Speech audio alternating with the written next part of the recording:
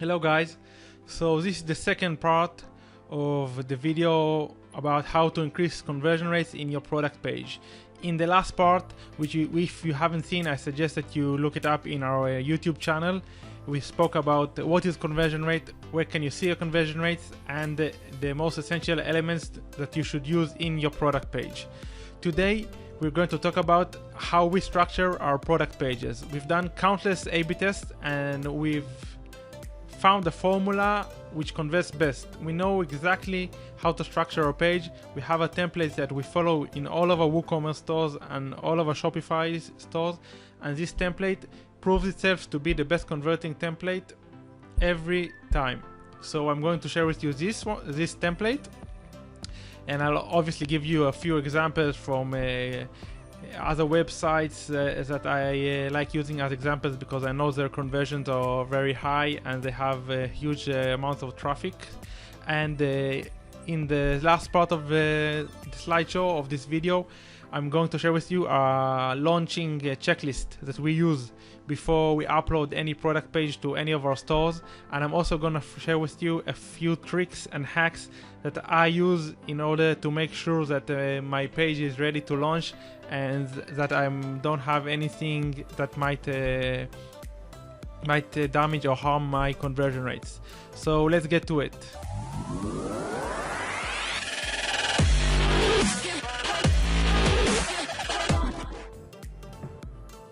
So after testing many different page structures, we found a page structure that usually works the best for us, and I believe that can work very good for you, and it's also kind of the best practice that is used in multiple e-commerce stores, and also is advised by people who was doing e-commerce in using ClickFunnels.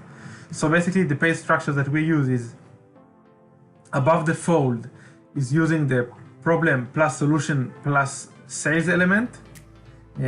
Just a quick explanation, what is above the fold? Above the fold is anything that you see in the website without scrolling down. So let me guys give you an example. This is the Boom by Cindy Joseph webpage. So all of this is above the fold. Anything that is beneath this line is below the fold. So basically you want the section of the page that is above the fold to be a complete sales page. So you have to have all the major and crucial elements above the fold. As you can see here, they are using, instead of the product names, they are using a testimonial. They have the call to action here. They have images. They have support.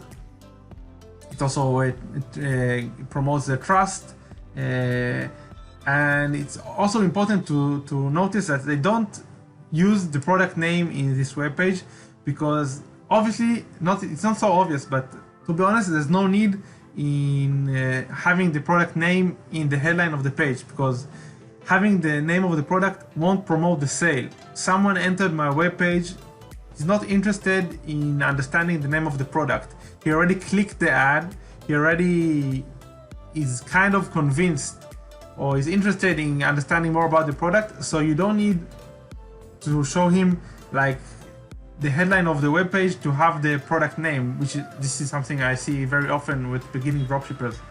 So the headline of the product has nothing to do with promoting the sale.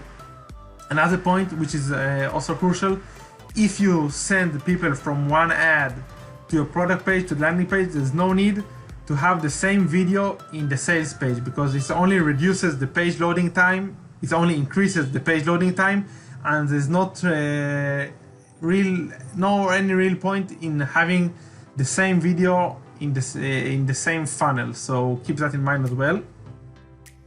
In mobile view, it's also highly important to have everything that is important above the fold. So as you can see, having the add to cart button above the fold is highly important.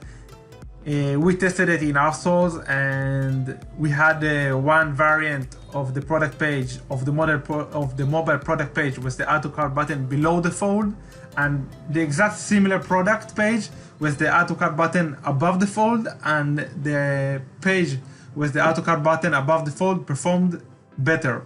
So it might not seem so important in your opinion, but it's highly crucial. And when you're sending huge masses of customers to your webpage, you want it to be optimized. So everything that is above the fold must be highly optimized and must be a standalone sales page.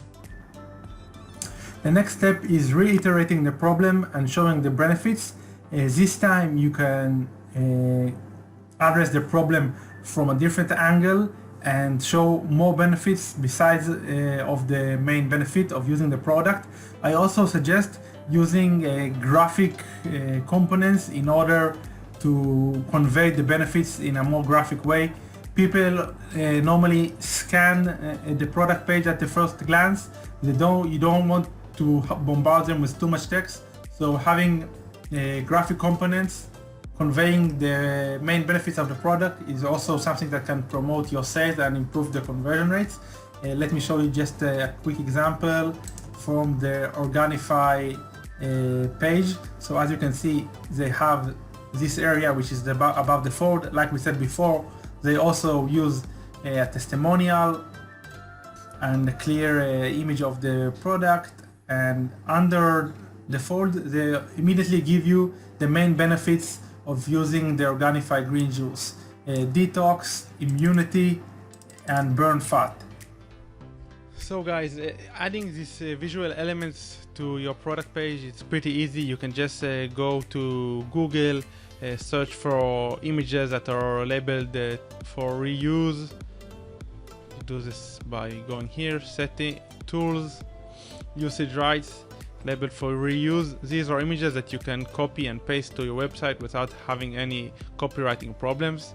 The other alternative is going to website like a flat icon and downloading their free icons. And the third option, which I like the most, is using Canva in order to create visual elements. So let's say I want to create free images that promote the sale of this product, which is sold by Inspire Uplift. You guys probably saw all their ads on Facebook and YouTube ads. So at the moment, they don't have any visual elements in their fold or underneath it. They just have this video, and we can easily create in Canva images that can promote their sale. So let's think about a few features that we'd like to emphasize, few benefits. So the first one is the fact that it is solar based. So I'm just going to go to Canva, create design. The size of the photo will be, it's going to be a square photo. And now what I do is I go to the elements and I just write related things that can be related to the fact that I want to show the benefit of the fact that it is solar based. So I'm gonna write solar, and I have these three images. I'm gonna add this free image, and I'm gonna add a heading. Let's enlarge this.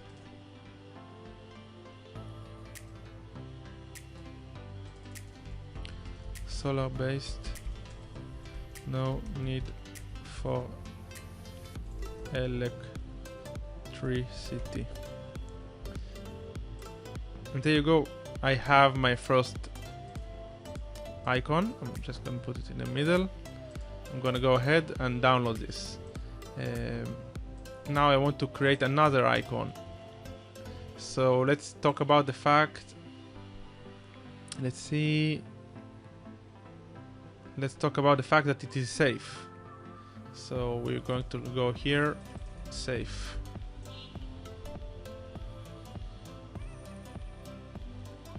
Nothing here, so let's maybe change and talk about the fact that it's easy to install. So installation. As you can see, everything here is only paid icons. So I'm going to look for I'm going to search for a different word. Fix, and I have this one, which is good enough. I'm gonna write easy to install. No technical background needed. This is the second option, second benefit I want to emphasize, and the third one is the fact that it is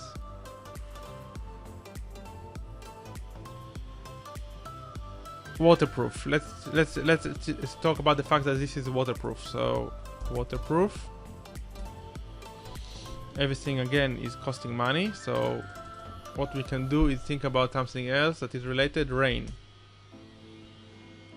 Okay, this works. I'm going to put this.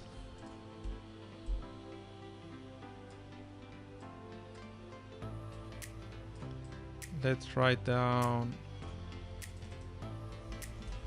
waterproof. And if we want, we can also add lines here. Line.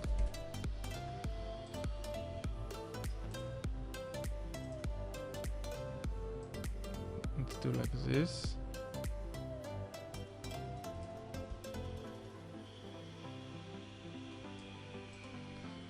And there you go, waterproof. Download it and you're ready. You have free icons ready. You just go ahead and upload them in your product page around here. Okay, the next thing, guys, is having call to actions. Having a lot of buttons during your page, because you don't want people to be reading your page if it's a long form page, scrolling down, and then when they know they want to buy, they can't find a button they need to click in order to progress to the checkout. So there are two options here. Some people like having the same call to action and the same buttons all along the page. This is optional. Just take a button and write add to cart, add to bag, blah blah blah. And the other option is in each button you slightly change the call to action and you address the customers from a different angle. Let me show you a quick example from Russell Branson's webpage. So special offer, click here. This is the first call to action. The second call to action is here. Yes, I want my free copy of the .com secrets book. The third call to action is here. Ship my free copy now. I'm ready to get started. Another one. Ship my free copy now. I'm ready to get started. Ship my free copy of .com secrets now. I'm ready to get started. Ship me my free copy now. Ship me my free copy. So you see, he incorporated buttons all along the product page, and they are slightly different all the time. He kind of changed the wording. So if the call to action didn't resonate with your customer now because you spoke about one benefit, maybe if you slightly change the angle and make it more commanding with exclamation mark, maybe it will convince the customer to buy. This is just something to keep in mind and something that you need to incorporate in your product pages.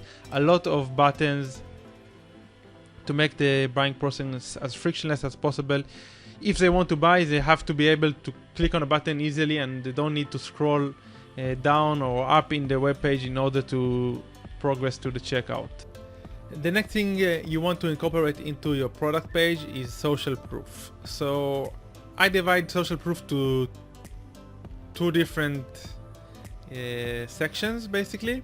On one hand it's the testimonials, and on the other hand is having social proof and showing people that they are not alone in the website. So it can be using sales pop like this one. Someone in X is just bought the certain product. It can also be by using this widget, which is telling that basically me as a customer, I can see that more people, friends of mine, liked this store, and this gives me the feeling that this store isn't a scam and that other people have bought from the store. So this is one type of social proof. Obviously you can also use small widgets that are saying that X people has added this cart, has added to this product to the cart, or X people bought this product today, etc., etc. And the other type of social proof is testimonials. So testimonials can be either images or video testimonials, or just text testimonials. You can see here text testimonials. You can see here that Russell Brunson is using many videos of customers of his, and underneath each video he's writing the main point, the main benefits that the customer enjoyed when he bought the product. You can see here that Boom is using also text and also videos.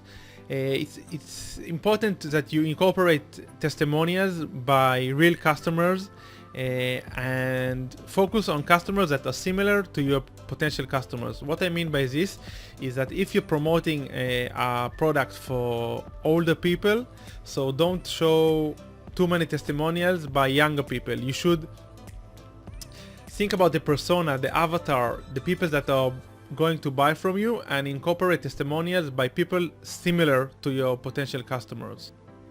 Another cool trick that you can use is using Facebook comments from ads of your product.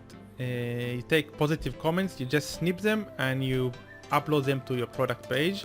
So let's look at the example here from an ad of one of my competitors or a dropshipper. I just go down here, I read all the comments. Here's a good comment that might promote the sale, so I can just snip this, save it, and upload it to my store, to my product page. You just take a few of these, like 3 or 4 of these, and you upload it to your product page, and this is very, very strong social proof. I actually did a test in one of my stores. I took testimonials, I took Facebook comments testimonials, and this was one variation, and the other variation was the similar text but in images that I've created, which weren't using the text, the Facebook layout, and didn't look like Facebook comments. And the product page, both product page was similar except of these testimonial sections, and the product page with the Facebook comments that looked like Facebook comments performed much better and had much higher conversion. People trust Facebook and more than just written testimonials, so this is something to keep in mind. And it's pretty easy to create these testimonials. You just go to your Facebook ad and you just select the best comments and you snip them and you upload them to your store. The next two sections, the product specific explanation and features, can come together. This is information that is specific to the product. So if it's a clothing product, you have to incorporate size charts. Here's an example from the ASOS website. I want to buy shoes, so I have exactly all the sizes that are relevant to my foot length. Keep in mind that if you're targeting worldwide, you should have a size chart in centimeters and in inches as well. And sizing, shoe sizing in the UK is different from shoe sizing in the US, and it's different from Europe. So make sure that you incorporate the right measurements and the sizing guides that are relevant to each of your markets. Obviously you can use Google in order to convert inches to centimeters. I just do like this, 10 inches, 25 centimeters, and you incorporate this into your product page. You can also ask your VA to do this. So this is about sizing charts. Another thing is how to use. If the product is technical, so you have to incorporate instructions on how to use the product. If you want, you can also use a GIF or a short video that explains exactly how to use the product. If it's a technical product, so you need to incorporate technical explanations. Here's an example from an Amazon page. It also contains all the features. So what are the size, what is the product dimensions? This is a fridge, so what are the product dimensions? What is the voltage needed? How many doors does it have? are the batteries included, are there any batteries required, etc., etc. So you have to incorporate the features of the product, the size, the technical explanations, but keep in mind that the features are not the thing that is going to convince the customer to buy. So many dropshippers use put the features section higher in the product page, but this is incorrect. It's not the best practice, because you have to first to convince the buyer that he needs the product and he wants the product, and after that you explain to the buyer the features. The next section in the product page is the money back guarantee. So you want to guarantee to the customers that if they don't enjoy the product, they will get their money back. So most of the people just take a money back guarantee badge and place it in the product page, and this is cool, this is good. But what I like doing, and I also A/B tested this and it showed much better results than a generic guarantee, is incorporating the benefits of the product into the guarantee. So let me show you a quick example how I create this. So again, we want to sell this product. We go to Canva, and obviously we can place this badge, money back guarantee, and we can write underneath 30 days money back guarantee, 30 days money back, etc. And this is what normally people would do, but what we do, and this increases the conversion rates tremendously, is we add the benefits again in the money back guarantee section. So we're trying to sell the solar LED light. So this product is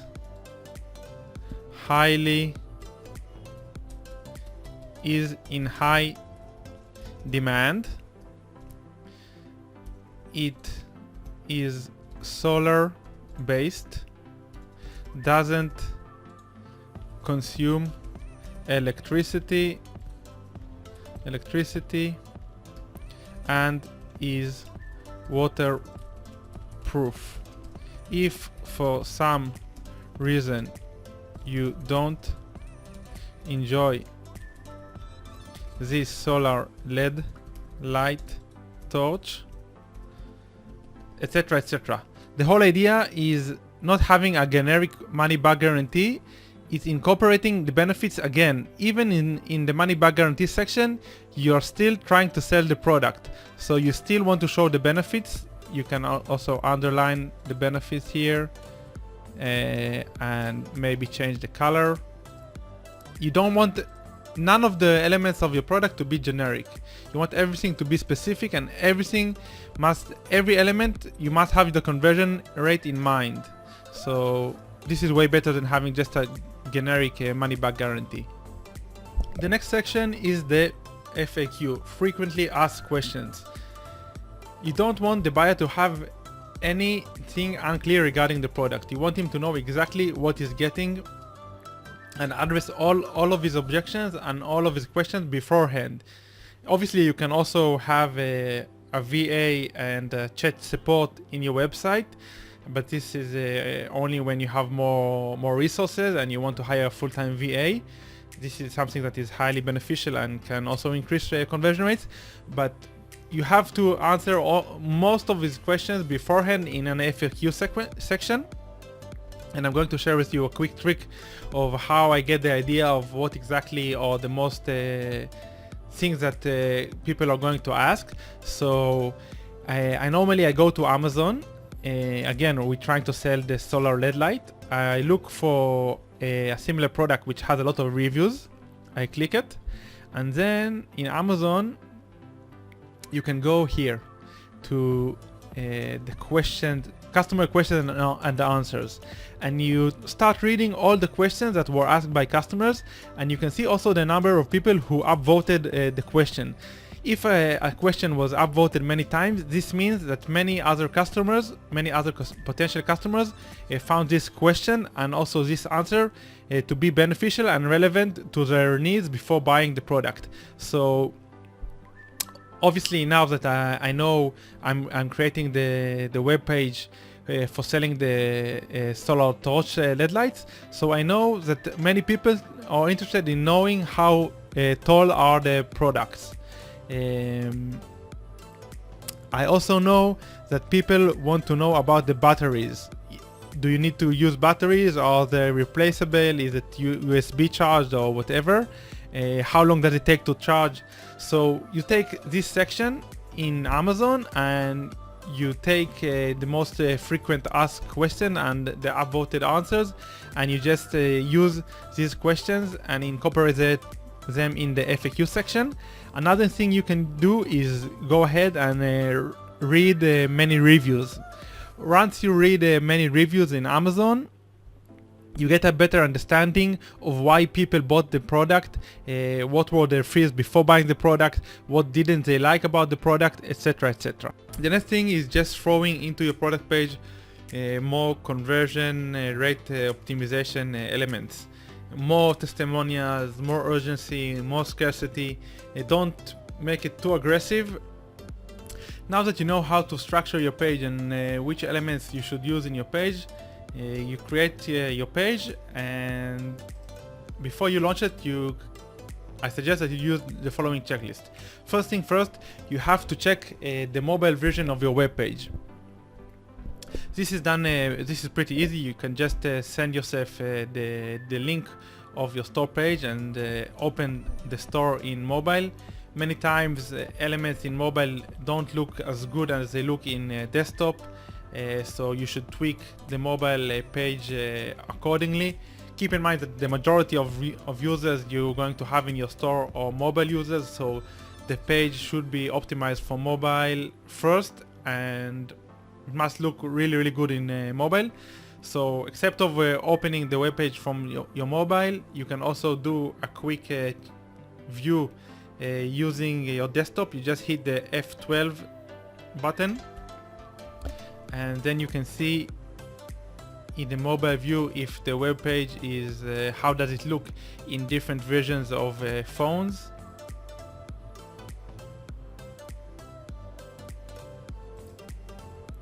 Obviously you need to check how the page looks in desktop environment. The next step is proofreading. You can ask your VA to proofread and check that everything, you don't have any spelling mistakes or any grammar mistakes, or you can also use Grammarly, which is a Chrome extension.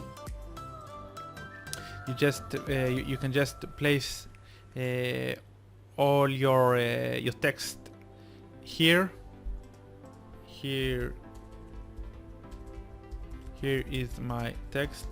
I'm going to make a spelling mistake on purpose, and now you can see that Grammarly is correcting my spelling mistake on purpose. I'm going to make another mistake. I don't know English very well, but I'm willing to learn and proofread.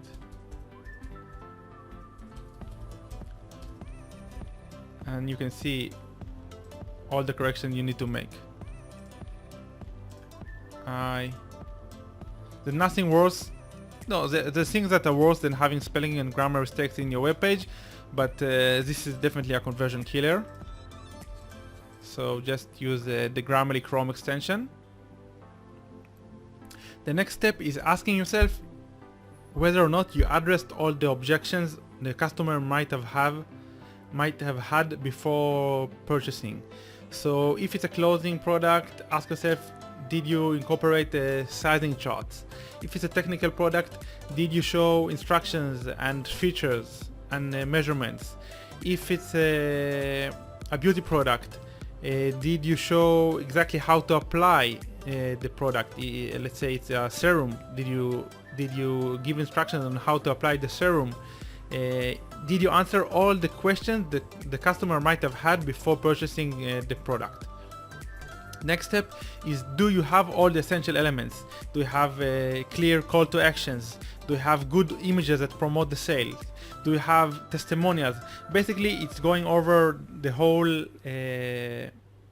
structure of the page, this slide, and making sure that you have everything in place in your product page. Next step, is there anything or any question a customer might have that I didn't answer? It's kind of similar to what I said before. It's like addressing all the objections. You can use the trick that I showed you. You go to Amazon and you see what the reviews are about and what the questions that customers ask before purchasing a similar product. The next step is kind of like proofreading. You just send the page to a friend of yours or a family member and ask them what do they think. It's best if you don't tell them, hey, listen, this is my store, what do you think about the page? Because as you won't get an objective feedback. So it's better if you send the product page to a friend of yours and tell him, listen, I saw this product and I'm thinking of buying this. Do you want me to buy one for you as well, or do you think I should buy this? And then your friend probably will answer, no, the website looks scammy, or I'm not sure about the sizing or whatever. And based on his feedback, you can improve your landing page. And if your friend is saying, yeah, sure, it looks awesome, buy one for me, so you know that your product page is really good and it's definitely will convert well. A good idea regarding this is if you're selling a product for all the people, so don't send the product page to a friend of yours and ask him his feedback. It's better if you send the product page to your mother or your auntie or someone that is like your potential customer. And last but not least is checking your page loading speed. Many people think that page loading speed is the most crucial element in your conversion. I disagree. I know that for a fact that many good websites are converting very well with the page loading speed being pretty low. But you can improve your page loading speed by minimizing images and not embedding too many YouTube videos, and not incorporating too many GIFs, only essential visual elements that you need in your product page in order for the page to load faster. And you can check your page loading speed in different websites. One of them which I like using is Google's speed test. So let's copy Inspire Uplift's URL. I just go here to Page Speed Insights, which is a free tool by Google, hit the analyze button, and now I'm going to get data regarding the page loading time and the score and how I can improve the page loading time. Okay, here's the score based on the Google free tool. So the mobile score is 6 out of 100, which is pretty low, and the desktop score is 25. This is not so good. You can see here all the opportunities. So obviously they suggest decreasing the size of the pages and consider lazy loading elements, removing unused CSS, many technical stuff. In Shopify you don't really have so much flexibility. You don't have too many things that you can do in order to optimize your page loading time, except of not embedding YouTube videos and reducing the size of the images. But in Woocommerce you have a lot more options, like lazy loading and more caching systems, etc. I don't think you should waste too much time on this, but it's something you have to keep in mind. At least minimize the size of your images and don't show them in the best quality, because sometimes it's an overkill.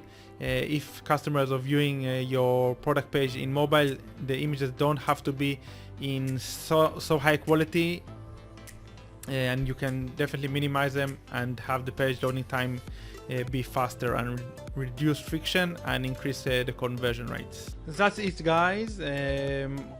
We went through a lot today, how to build and optimize our product page. Obviously, as I said in the beginning, you need to test everything. You can make assumptions, but everything needs to be tested. The fact that one thing worked for you in one market doesn't mean it will work for you in a different market.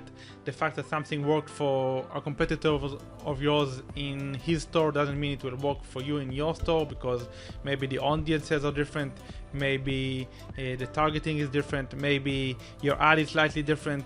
Many different factors come into account, so you don't really know anything until you test. This is the first thing I want you guys to know and understand. And the second thing is that improvement in conversion in 1% or 2% or 0.5% can be the whole difference between you breaking even and you making a shitload of money. So optimizing your product page is very crucial, and there are many things that can be done. Most of the time when I see storefronts and landing pages of beginner dropshippers, the product pages look really bad. They don't have enough elements, and this can be improved easily by using this checklist and using the tools and ideas that I showed you guys. That's it, guys. Hope you enjoyed this video. If you liked it, please leave a message or a comment below. Hit the subscribe and like button, and I'll see you guys in the next video.